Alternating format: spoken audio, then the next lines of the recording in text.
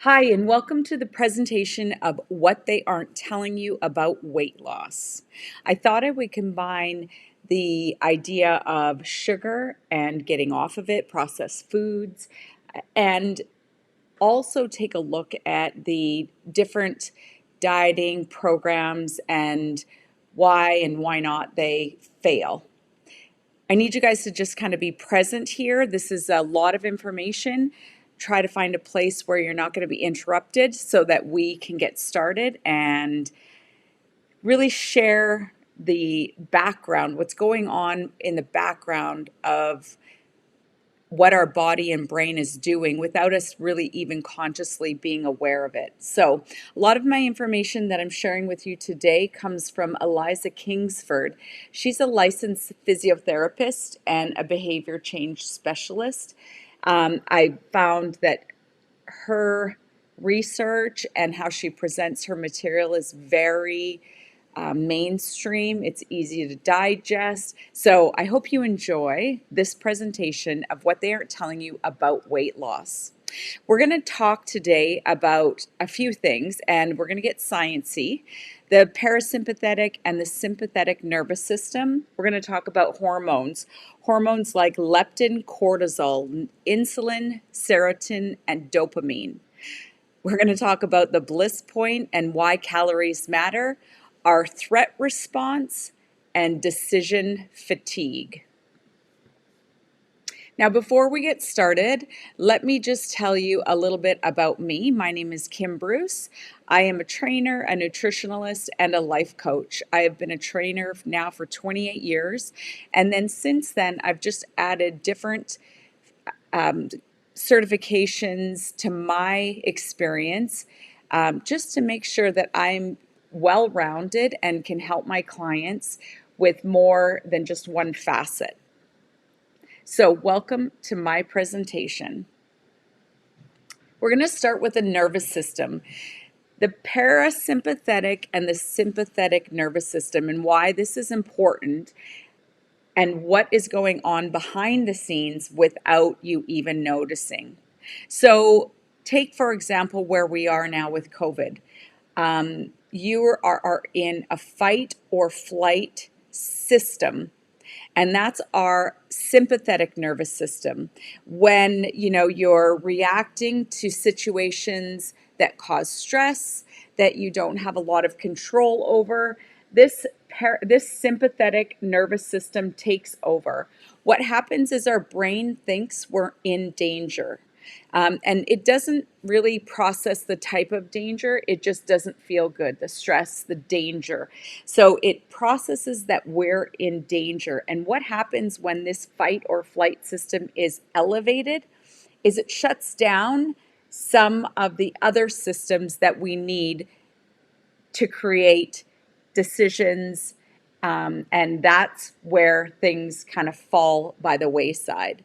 So, one of the things that it shuts down is our prefrontal cortex. And our prefrontal cortex deals with a lot of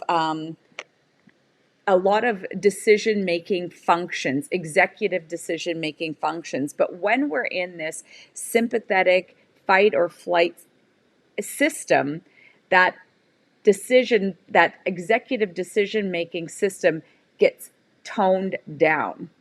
Now, the parasympathetic nervous system, that's where we're into a rest and digest, calm and relaxed. We're into a creative place. But that also becomes in the background as the sympathetic brain takes over.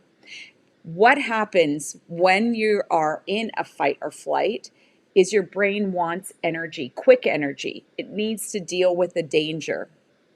And the brain is using the hypothalamus.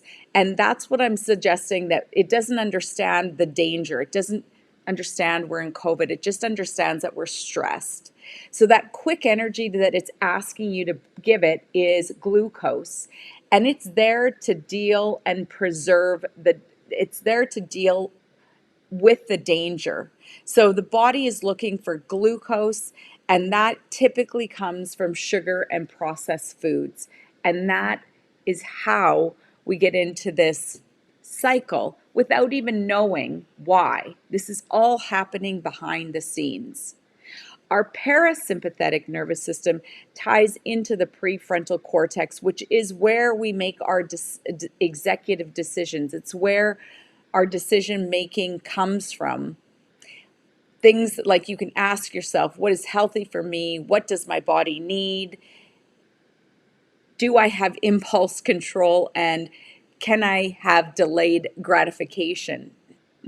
But when that system is muted by this fight or flight, you can see how easy it is to overeat or to want and crave sugar and processed foods. Again, this is all happening in the background.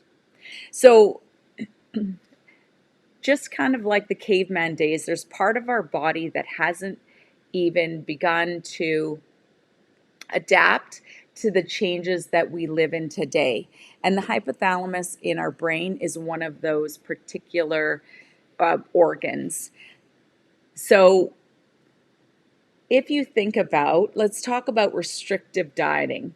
So typically when we were told that we can lessen our calories, increase our activity, we should be in a deficit and we will lose weight.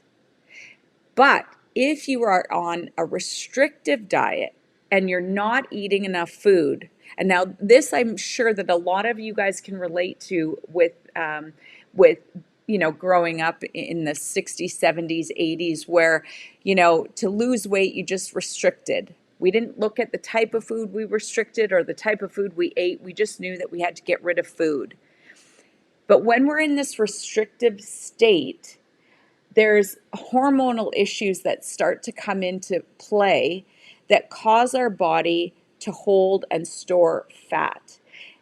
The system decides that it can't, our metabolic rate lowers, it reduces our thermogenesis, and it reduces that exercise post oxygen consumption, the burn that they talk about after you've done your exercise, the extra calories, it slows that down. So I want you to think about those two things and how these nervous systems play into effect without you even knowing it. They're sabotaging your good intentions. So this is just an awareness piece. So let's go a little bit more into hormones: leptin, cortisol, insulin, serotonin, and dopamine. So when I just talked about, the body in a diet restricted mode or stress, what happens is that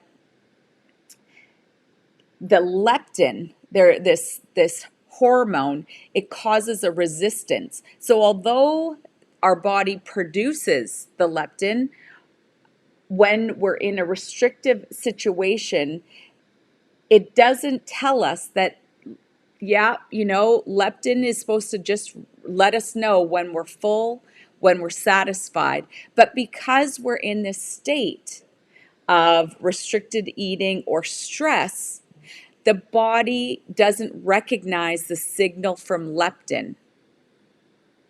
Is this starting to make sense, that your brain is taking over whether or not you're satisfied? And that could be as simple as reducing some stress or making sure that you're getting the appropriate number of calories that you need. Now, serotonin is an amazing hormone, and that goes, this is a cool tie-in, because serotonin there is produced in the belly and 90% of it is produced in the guts. So very cool when you talk about and hear about the people that are in a situation where they're having anxiety, depression. This could be because we're not fueling our belly right and our serotonin levels are off. Now, what does serotonin do? The transmitter regulates mood, social behavior, sleep, appetite and digestion, memory, sexual desire, and function. So, when this is compromised, when we're feeding our body processed foods and sugars, this translates into lower levels of serotonin because serotonin needs whole grains, fruits, vegetables to be healthy. The low levels of serotonin have been linked to food cravings, insomnia, depression, increased pain sensitivity, poor body temperature regulation, and aggressive behavior. So, just two pieces of the hormone puzzle, leptin and serotonin, are both affected by the type of food we're eating, the sugar and the processed foods. Dopamine. So, sugar honestly begets sugar. You're talking about if you eat sugar, your brain, they've correlated that our brain and the dopamine levels have shown that it's the same, that it looks the same as if you were on cocaine. Sugar and processed foods mess with the dopamine level. And when we get to this point, we aren't even consciously aware of what's happening in the background. So you're eating high sugar food, the dopamine is not, it's acting as an addictive, in an addictive state, and it's not shutting down, telling you that you've had enough, telling you that it's time to stop. Instead, it's looking for the same type of reaction that it did the time before, which then, as your body becomes accustomed to it, is looking for more. So, leptin, if we have leptin resistance, we're going to store our fat. If we're not eating properly and we're eating more processed foods and sugars, our serotonin is not, we have lower levels of serotonin, which has been linked to food cravings. And dopamine, our brain acts the same as it does if it's on an illicit drug. How do you get rid of that? How do you stop sugar when your brain is not, it wants more? Unfortunately, these are some of the things that are happening to our body without even recognizing it. Now, insulin is another hormone, and it when we're insulin resistant, it's like type 2 diabetes. And type 2 diabetes is when the body isn't getting the signal that the insulin is there. And therefore, again, it becomes a fat storage hormone. So you're eating processed food, you're eating sugar. The body is suggesting that we're insulin resistant. The insulin is there, but the body isn't recognizing it. And once the liver has all the fat stores it needs, the body will then move that fat to other places. So and then the cortisol is a stress hormone. And again, if we're high stress, like we talked about with the parasympathetic and the sympathetic nervous system, if we're always in that fight or flight idea, the body doesn't have a chance to process the food and use the food like it's supposed to be. It's just it because you've shut a whole other nervous system down. So remember how the hormones, so we've talked about the nervous system, now the hormones. These are all things that are happening in the background without you even knowing it. Now, we'll talk about the bliss point and why calories matter. Let's talk about the why calories matter. So there's a gentleman by the name of Sam Felton did an experiment. He ate 5,794 calories per day and documented weight gain. He ate a low carb, high fat diet, nutrient dense whole foods for 21 days. So you can see the macro split here, 10% carbs, 53% fat, and 37% protein. That's a good, that's a good split.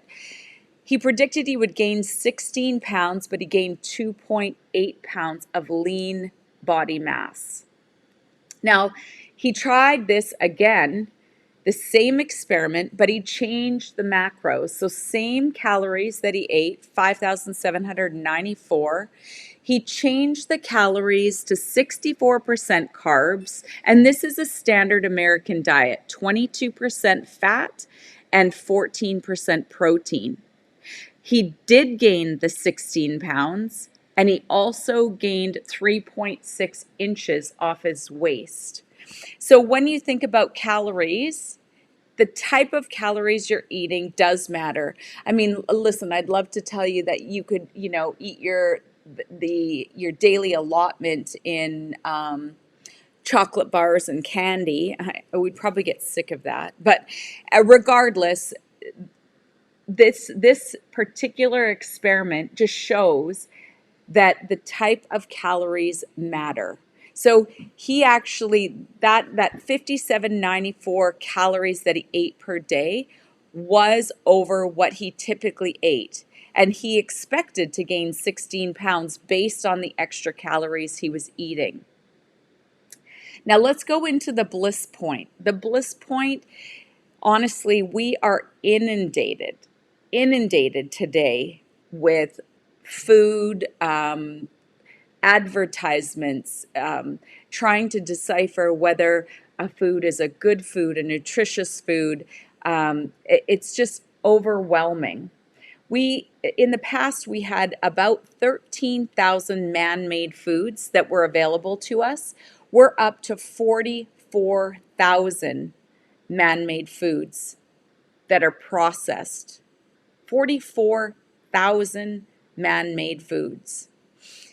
So again, we're trying to figure out why we can't lose weight or what's holding us back. And these are some of the reasons, without getting down on ourselves, these are some of the background issues that are happening without even making the first decision on what to eat. The bliss point, it's a scientific, it's past an experiment. The scientists have hooked people up to electrodes. They feed them whatever that food is, pop, Doritos, any candy. They're looking for the moment that the electrodes the brain starts to engage, not too soon, not too far, but that perfect moment where the body is in bliss. The tricky part is this is what they were hired to do. They weren't hired to tell us how to stop eating it. So the brain chemistry, they've actually found that they can find a specific point in our brain that drives you to want to eat more of them, which is really scary. But again, we've all come to terms with this in one way or another when we have been, sitting with a bowl of chips in front of us and eating the whole bowl, not even knowing when to stop. Interesting. All right, so let's go to we talked a little bit about the hypothalamus and the prefrontal cortex and the fire and wire. So The prefrontal cortex, remember, this part of our brain gets muted when our hypothalamus and our fight and flight system is elevated, when that danger is elevated, that stress is elevated.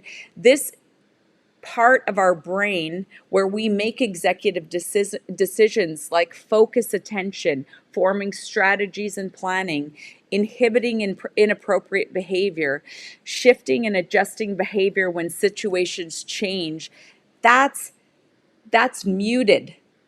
So if you're feeling foggy and you're not sure why, some of these issues are coming from the food that we're eating, the processed and the sugar. Now, listen, that doesn't mean, let's just preface that this doesn't mean that it has to go 100% out of of your daily or weekly, or the moderation. It doesn't have to not be part of your life, but maybe there's a new way to think of it if you're looking for making changes.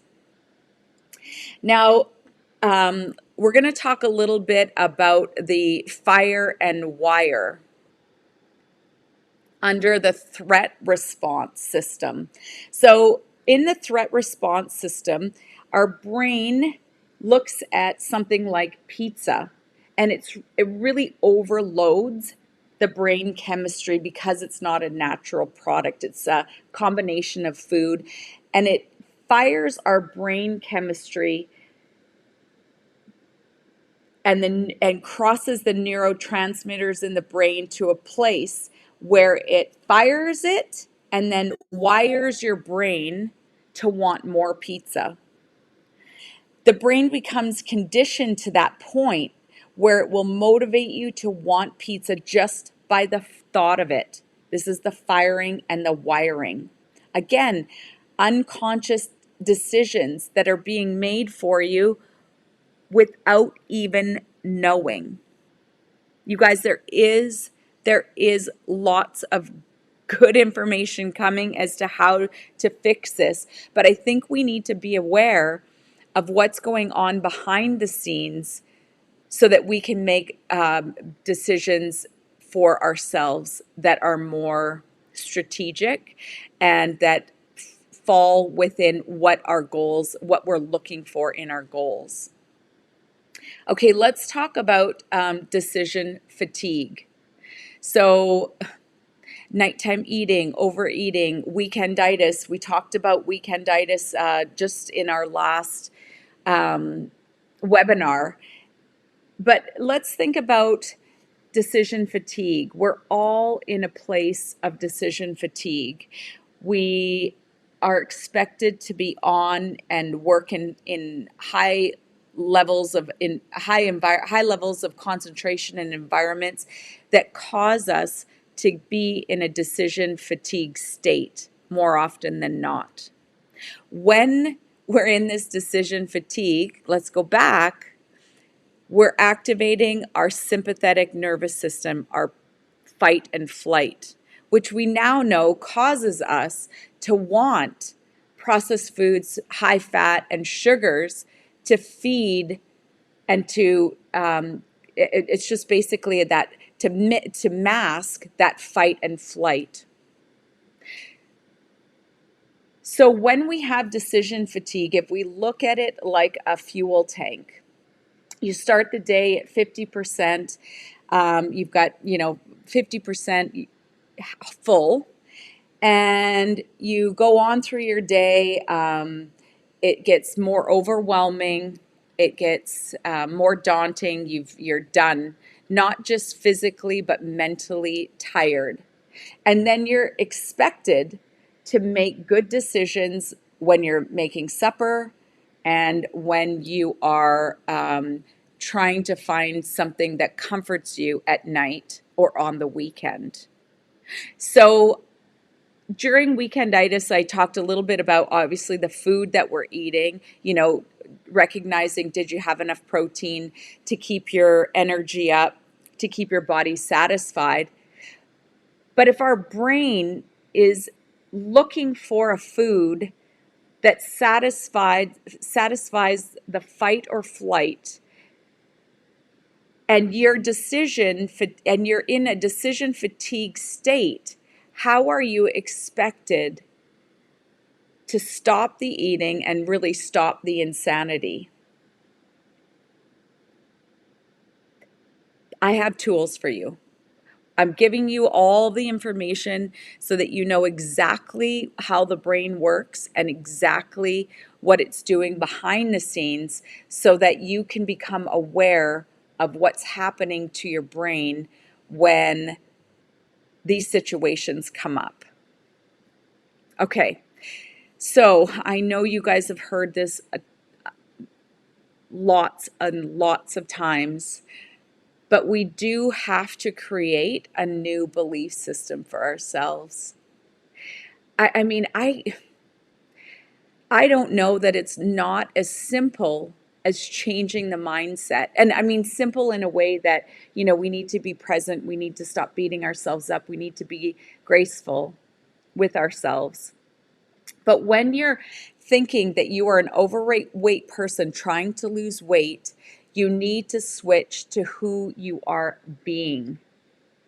So I'm a healthy person trying to support my health.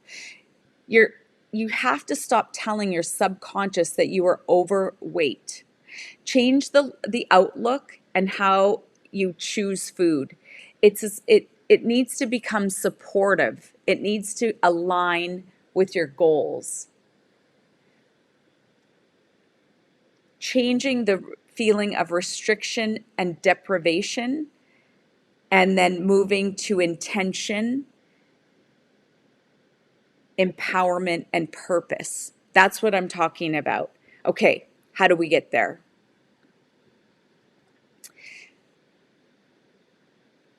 If you believe that you will never lose the weight, if you believe that you'll put the weight back on,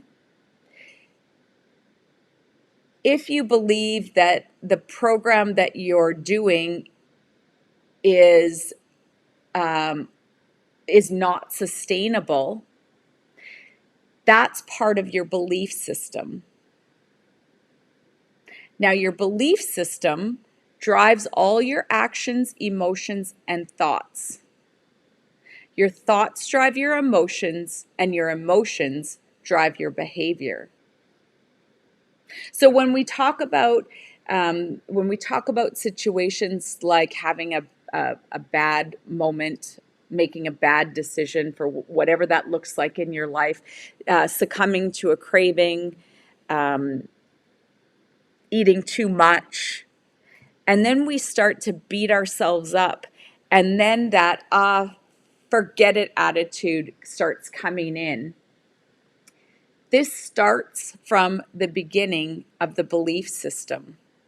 Okay, so I just want you to hang on there for 1 minute.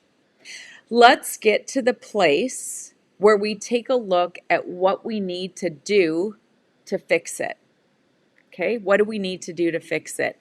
Now, honestly, I know this sounds really simplistic, and I don't want it to be, because I want you to be able to take these decisions away, these suggestions away, and put them in your life somewhere where you can now start to make decisions based on what you know that the body is doing. Okay? So, proactively, before you even start eating, I want to talk about the things that you can do, like belly breathing, gratitude, meditation, journaling, planning, what's in the house, grocery store trips, and just moving in nature.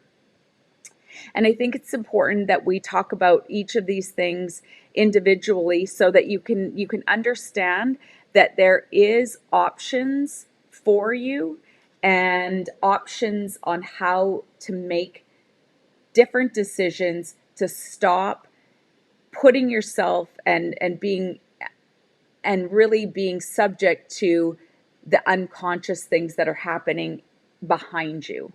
Okay, so let's talk about belly breathing. Honestly, you guys can look that up. It's just diaphragmatic breathing. You can take a look at what that looks like.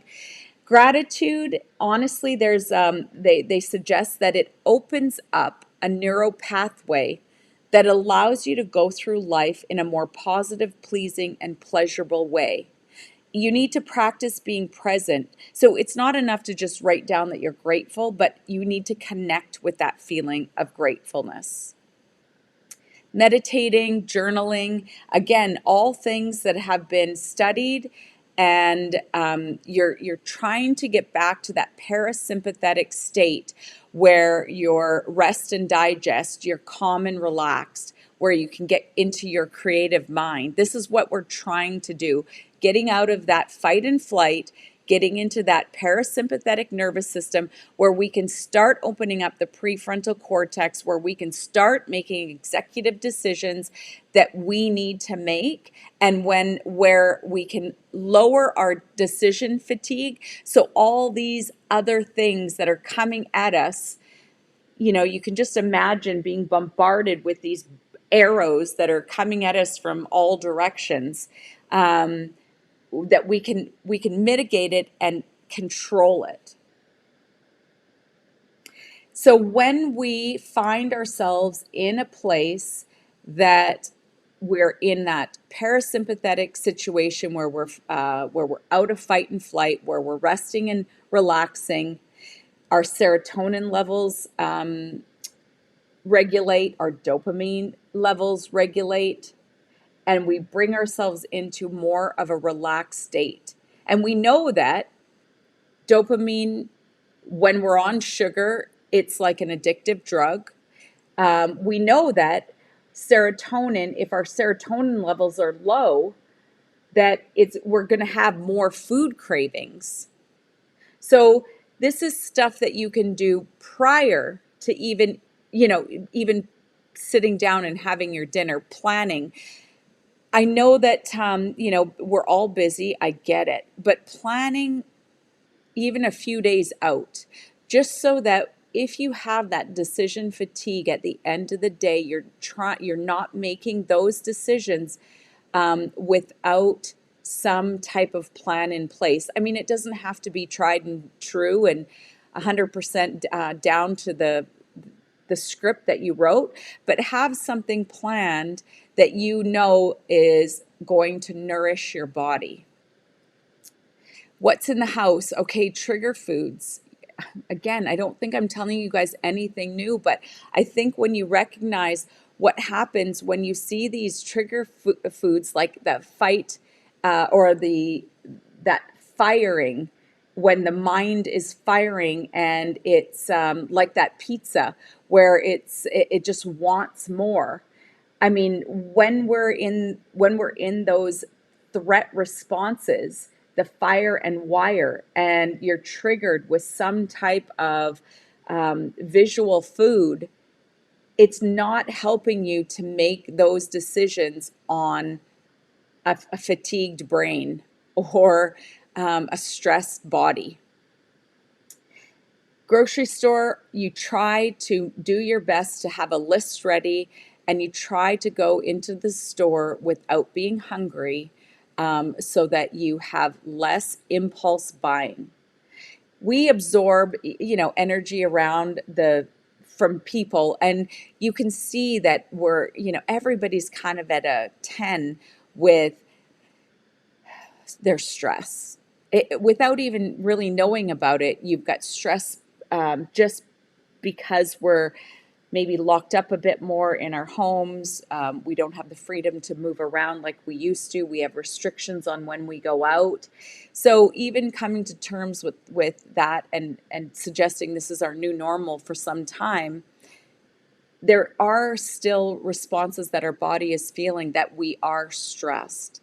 So make sure that before you go to the grocery store, you've got yourself, you're not hungry, and you put a grocery list together to try to avoid the impulse buying.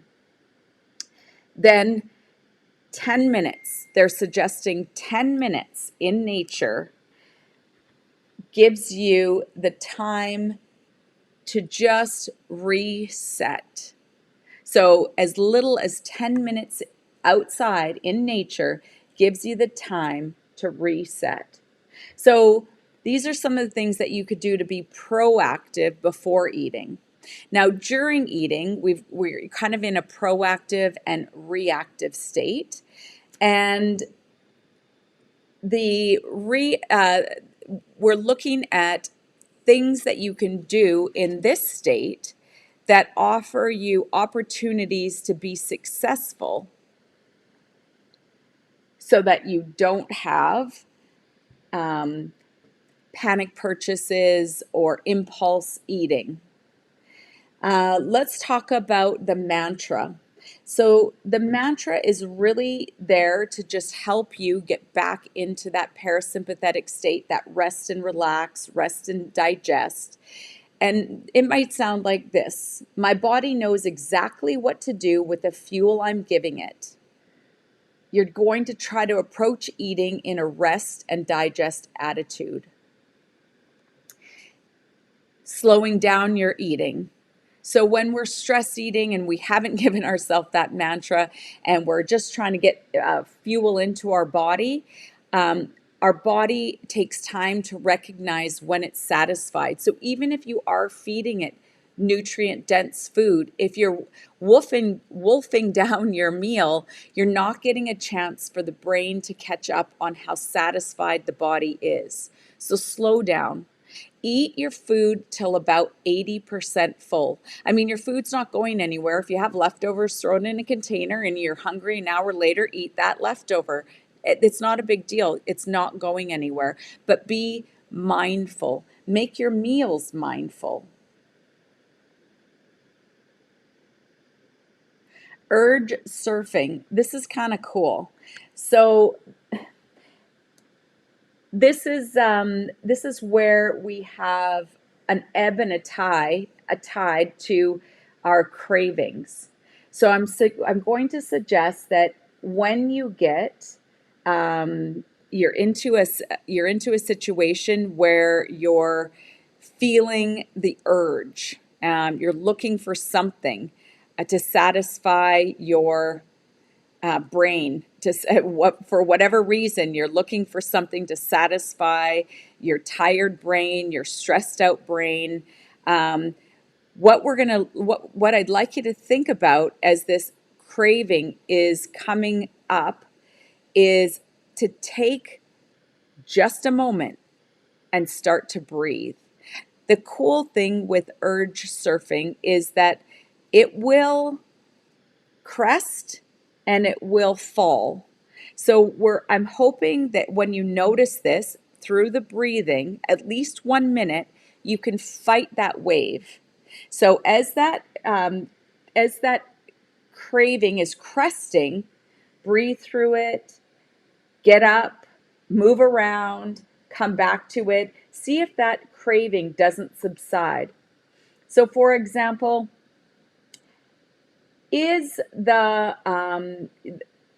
if you're having a moment and you need to have that piece of chocolate, let's just notice that you're having the chocolate. Just notice it, and then take a breath, breathe through it, give it a minute, see if you can't let that wave crest and then fall.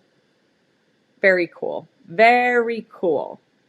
All right, so that's one way that you can start to be mindful and present when you're trying to fight some of these cravings, recognizing that they may happen because of some of these underlying subconscious issues. But if we're feeding our body nutrient dense food, we're watching our sugar intake, we're watching how much processed food we're eating, we're more capable of making decisions that are healthy and align with our goals. Okay, the habit change formula.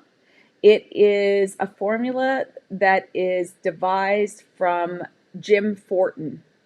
And it sounds really simple, but it can be, when you're ready and you're willing, that's the key. When you're ready and you're willing, it is incredibly powerful. So if you're not willing to change the habit, then this habit changing formula isn't going to work, because your brain knows, it's very, very, very smart. So you want to change a habit. One of my habits that I continue to struggle with is snacking at night, because I'm not hungry like most of us. We're not hungry, but the thought of sitting down, watching a show with some food, they just seem to go hand in hand. Now, I already told you that some of these things are happening behind the scenes. The subconscious is taking over because of the foods we fed it and the stress that we're under. But if we're ready to change and if we're ready to make a change to a habit, here's how you do it. You have to separate yourself from the habit. So when the urge of having a piece of chocolate is there, you have to separate that it's you that wants that piece of chocolate. It's the habit.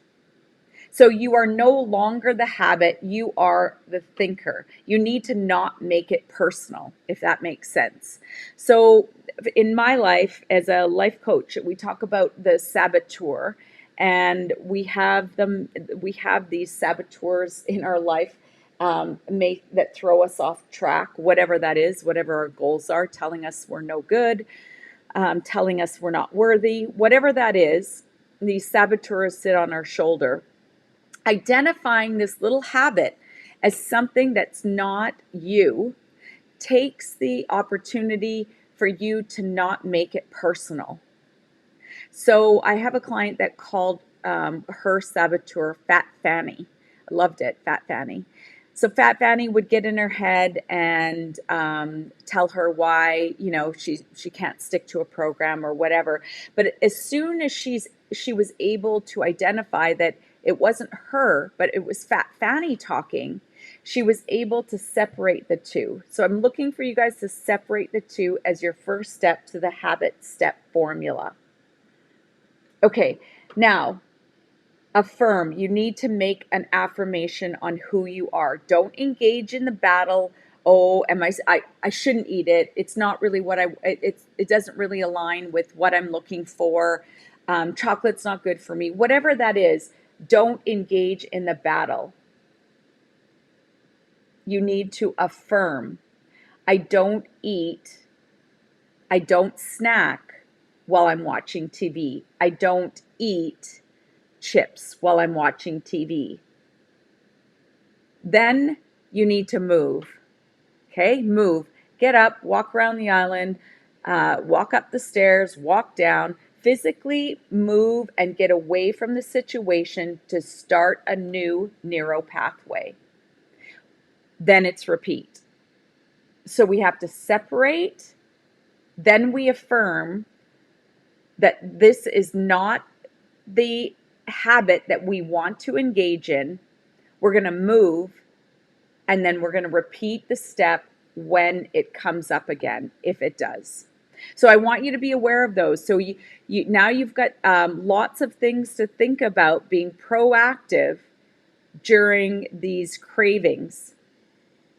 Now, the nourishing question, we're just talking about the physical, the mental, and the emotional. So the physical for the nourishing question is just, how am I going to feel? Does this food make me groggy? Does it make my gut sore? Does it make me constipated?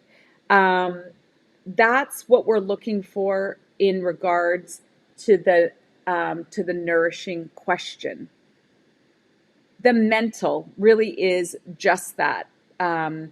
we're looking to just identify with the food that you're eating. Is it is it going to make me feel better? Is it going to align with my goals? And then finally, we're going to go into the emotional part.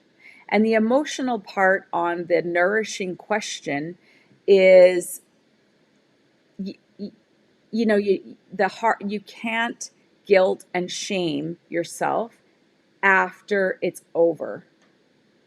You have to just leave it. There's so many reasons why you have to leave it. So the emotional part, is this aligning? Do I need this piece of chocolate? If I need a piece of chocolate, how much is okay? How much will emotionally fill me up? Do you need the bar? Do you need the bag? So just be aware of the physical, the mental, and the emotional side when you're asking yourself these nourishing questions. How will it nourish me? Okay, so let's go to after eating. This is the reactive portion. And after, let's say you've had a craving, you've succumbed to a craving. What can't happen is there is no guilt or shame. You have to leave it. If you had a craving, you just have to leave it. If you've given into the craving, the worst thing you can do is engage with it. The guilt and the shame will mess with your serotonin because it will trigger you to eat more, and the cycle continues. Let it go. Remind yourself that the decision is over and it's done, to move forward to the next decision, because the next decision is the most important. Focus on the next decision. So, guilting and shaming, it starts that subconscious cycle again where, forget it, I'm going to just eat more, because of the hormone levels that it's eliciting and the stress that it's causing. Be okay with it. Let it go. Move forward and and just focus on your next decision. Consistency, honestly, is the key. Even with 10% consistency, it will make a change. So, not that I will get back on track Monday, I blew the bank, I'll start next week. It really is called what the heck response. I do have a stronger word for that, but I'll leave that. That attitude will make the situation worse. Again, the serotonin gets affected. So, we do need to find a place that we are not activating these hormones and the nervous system to make decisions for our body because we're in a fight or flight, or we haven't fed our body well. We have to be aware of these things that are happening in the background. Let's put it all together. You guys have been amazing. This is tough. There's lots of information here, but it doesn't matter what program you do. If you can imagine, after all that we've talked about, it doesn't matter what program you do, the obesity code, the keto, paleo, Mediterranean, high fat, low carbs. It doesn't matter, vegetarianism, what you do. The common denominator is they ask us to get off the processed food and lower our sugar intake for a reason. And these are the reasons why. You have to find a program that works for you, that you can sustain. It's not okay to just find something that works for you now, because once life gets going and you're, oh gosh, you get some bad news, work has thrown another project at you, one of your kids is sick. If you're not aligning with what you're doing, that program becomes non existent, and you go back to the feel good, comfortable foods that you know because that's what your body wants. So, um, a good example is, gosh, I'm sure we've all been in a breakup situation one time in our life. And if you're an emotional eater, that type of ice cream is really, really good. There's actually brain chemistry that's going on that is asking you again to eat the high fat, high sugar processed food because it lowers the intense emotion that you're going through. Isn't that crazy? So crazy. So, putting it all together, you guys have to find a program that works for you. Eat nutrient dense foods. I know, wow, big wow. I'm not suggesting that you can't have a pizza or you can't enjoy a few pieces of Halloween candy. I'm just asking you to be mindful of it, and then the trickle effect of what happens when you continue to add that type of food into your body. Release the fear and replace the fear with the vision. Your affirmations are very powerful. So don't think that they're just something that's airy fairy because you're putting sticky notes on your mirror when you're putting your makeup on and getting ready in the morning, brushing your teeth. These affirmations are empowerment.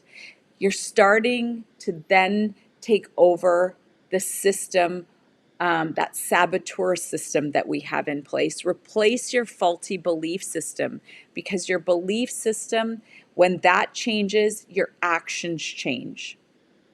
Alter your relationship with food. Trade your restriction for empowerment, deprivation for intention. Be intentional. Put these plans into place so that you're not in a situation where you have decision paralysis because you are done making decisions. When you're in that situation, your body is going to ask you to feed it fast, and feed it processed, high fat, high sugar foods because it satisfies the need. Train the brain, get off the processed food and sugar to clear out the fog. Once that system is working, once you have replaced it, you'll start to notice that, you wake up, you're not maybe as bloated. You feel like you have more energy. I mean, obviously, we still need to look at the nutrients that you're using, that you're eating. So, if you need to track your day to day eating, but just use that for an evaluation purpose. Don't use it as the be all end all. Use it to see, did I get, I'm feeling a little lethargic. I'm feeling a little, I've got a piano tied to my rear end. What am I missing? Did I have too much high processed food? Did I not have enough protein? What is going on with my body? What is your body telling you?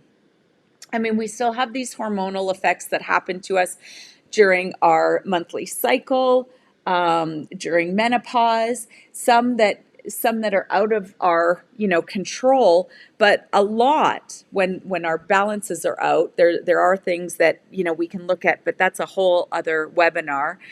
But when we can control some of these things just by changing the way we eat and bringing ourselves back into that parasympathetic nervous system where we're relaxed and calm, we get rid of the stress, our decisions become more clear. Please let me know if you have any questions. I'm here to support you. I'm here as one of your coaches and one of in your winner's circle because I want you to be successful. If there's something that I've missed in the webinar that you want me to touch on, please feel free to send a message. Have an amazing day. Go be present, go be aware, and go be mindful. And that, my friends, is the end of our presentation. Have an amazing day.